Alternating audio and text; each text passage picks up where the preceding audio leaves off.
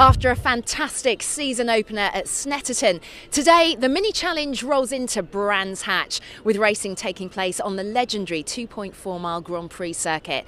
Now that's a great experience for any driver, but particularly those new to the Mini Challenge. Justin, you're brand new to Mini Challenge and relatively new to the UK.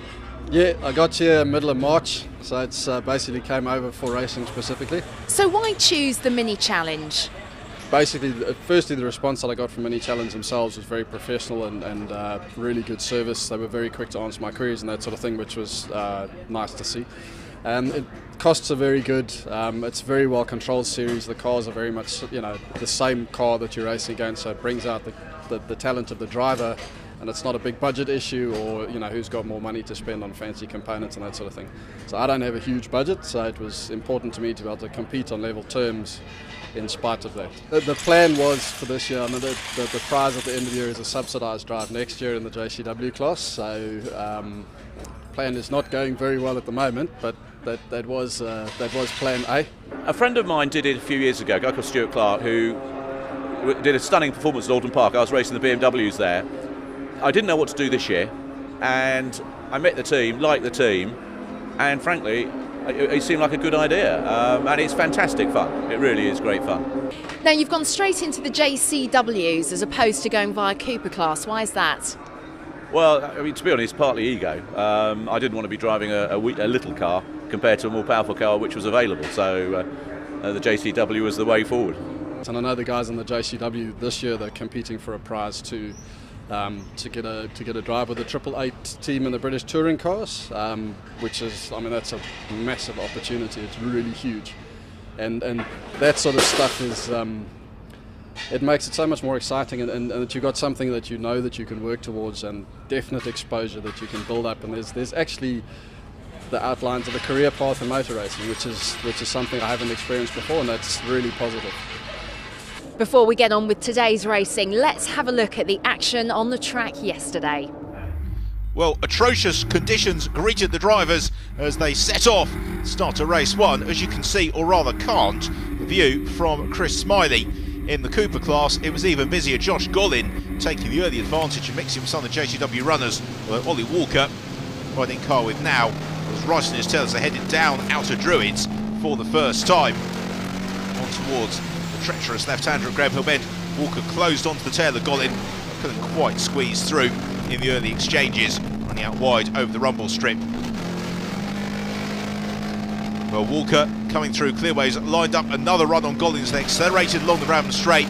Josh Gollin, though, holding the inside line towards Paddock Hill Bend, making it very difficult for Ollie to challenge to the outside. Eventually, though, Ollie Walker was able to snatch the lead of the Cooper class, turning into Surtees, a lead that he wouldn't relinquish through the checkered flag. Throughout the field, there are adventures to be had. Justin Taylor tiptoeing his way through Paddock Hill Bend, but going all sideways. The car snapping to the right, then the left, then the right again. Unfortunately, kissing the tyres. Problems and an early bath for Justin Taylor.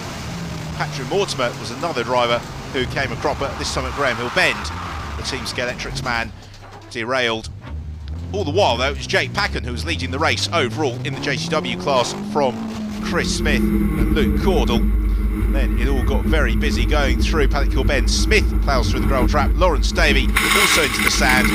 He shatters the Allen's windscreen. Allen gains the place. The recovering Smith, Davey forced into retirement.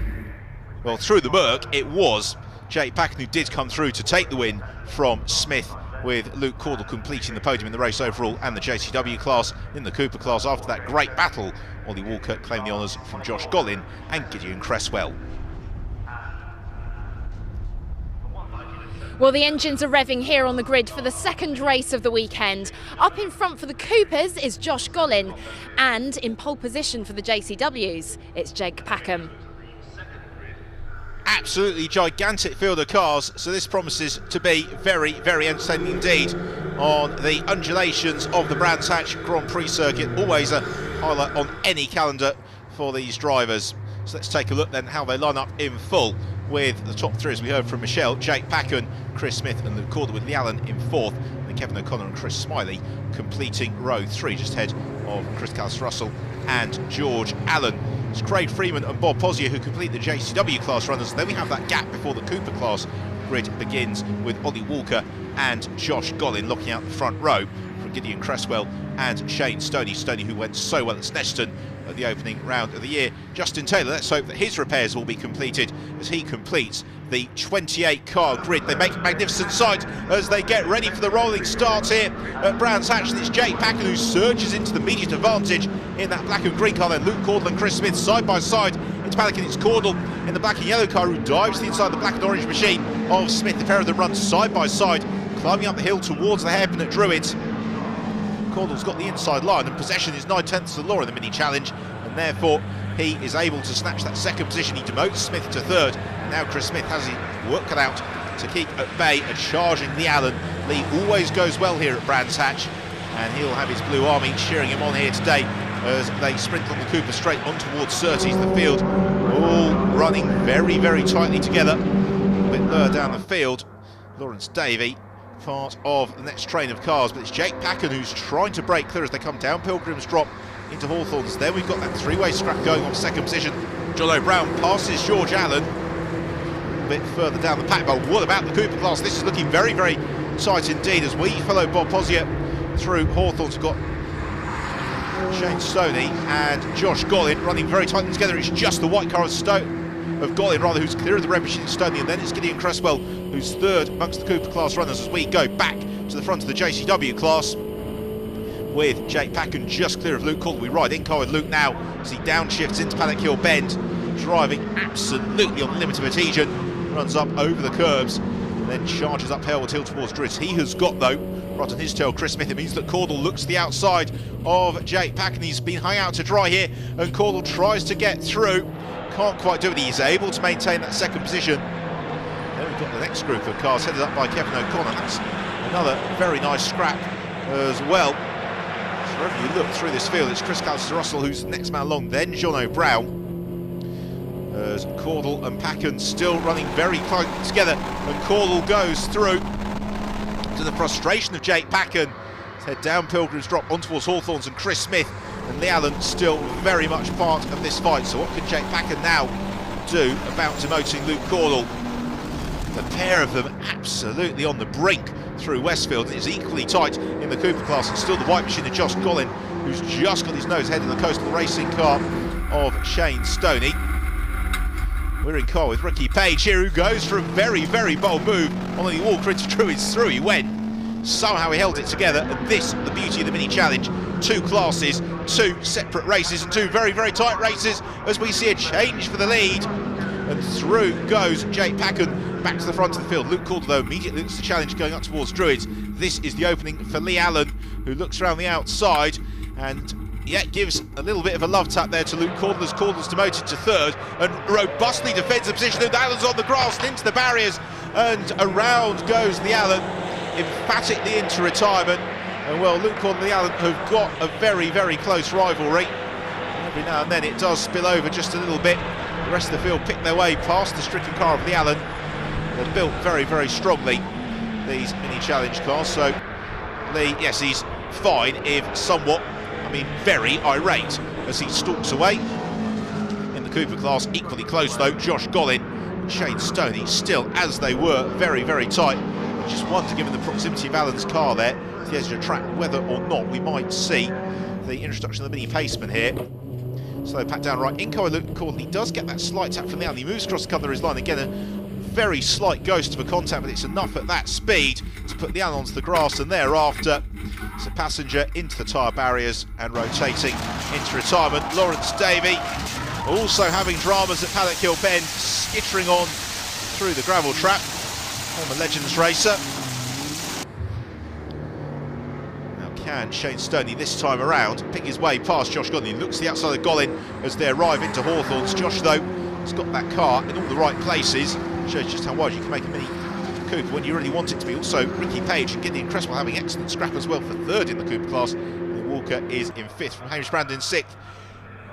And the SC boards indeed do show that the new mini paceman, this year's pace car, is out on track, slowing the field down, allowing the marshals to do their work. fantastic looking car as well, the Mini Paceman. Well, hopefully we won't see too much of that this season, except for the rolling start races. We'd never like to see a safety car. It's a fine car to lead them around as it pulls in now, and the race gets underway with Jake Packen leading Chris Smith, then Luke Cordell in third position. Cordell will be looking to fight his way back towards the front of the field, although it's now Chris Smith, who often comes good towards the second half of races, who's taking his turn to challenge Jake Packen. Very contrasting driving styles. Smith much more calculated, calm in the cockpit. Jake Packen, he just gets his head down and charges, and thus far this year it's been to very, very good effect. He romped away the early races in the first meet of the year at Snetterton before failures rather stymies his challenge later in the weekend. Patrick Mortimer having a good scrap as well with Mark Stewart. Mark just steadily picking his way up through the pack. At the moment he's got Craig Freeman on his tail. Jake Packen still leading the way into Hawthorns once more. John O'Brown very, very tight. Also George Allen and Chris Smiley having a great scrap. It's Chris at the moment just to the head of Allen Senior, who can often be found making the odd appearance here at Brands Hatch. As coming through and on is the race leader, Jake Packen, and Packen in command of this one. Good scrap going on behind though between Lawrence Davey and John O'Brown, and Davey again pushing very, very hard into Paddock Hill Bend. In John O'Brown, very, very tight, and Brown gets a little bit of a nudge through the bottom of Paddock. Just pitches the car slightly sideways, and that is all the opening that Lawrence Davey needs to squeeze through the pair of them running side by side through the hairpin at Druids, and then back down the hill towards Graham Hill Bend, with John O'Brown taking the opportunity to return the compliment to Lawrence Davey, just tapping him out ever so slightly sideways. The pair of them still side along the Cooper Straight, as finally Shane Stoney makes that move stick in the Cooper class, and it boxes them all up together as well, because immediately Josh Gollin pushed down. It gives Gideon Cresswell and as well Ricky Page the opportunity to join the battle there, and Ricky Page is probably going to come off best from this in the white car, number 33, as Cresswell runs wide. Lawrence Davey emphatically beached at Paddock Hill Bend, as heading through Clark Curve for the final time of asking. It is Jake Packen who's going to take the victory. Very, very hard fought win from Chris Smith in second, and Shane Stoney another fighting drive to give him the victory in the Cooper class from Josh Gollin. Very, very dramatic race there from the Mini Challenge. Let's take a look at the top six, with Packen winning it from Chris Smith and Luke Cordell. Chris Callister-Russell doing very well for fourth from Mark Stewart, and George Allen completing the top six. In the class results, well, the JCW class as ever, the top three in the race overall, so Jake Packen from Chris Smith and Luke Cordell. And in the Cooper class, Shane Stoney, who claimed the honours from Josh Gollin, and Ricky Page scoring an excellent third in the Cooper class, all of which gives us a very exuberant and happy podium as the drivers receive the spoils of victory in the Mini Challenge. The Sunco fuel voucher 20 litres for the winner of the Cooper class, and smiles all around. Well, that's it for part one. Join us again back here at Brands in just a few.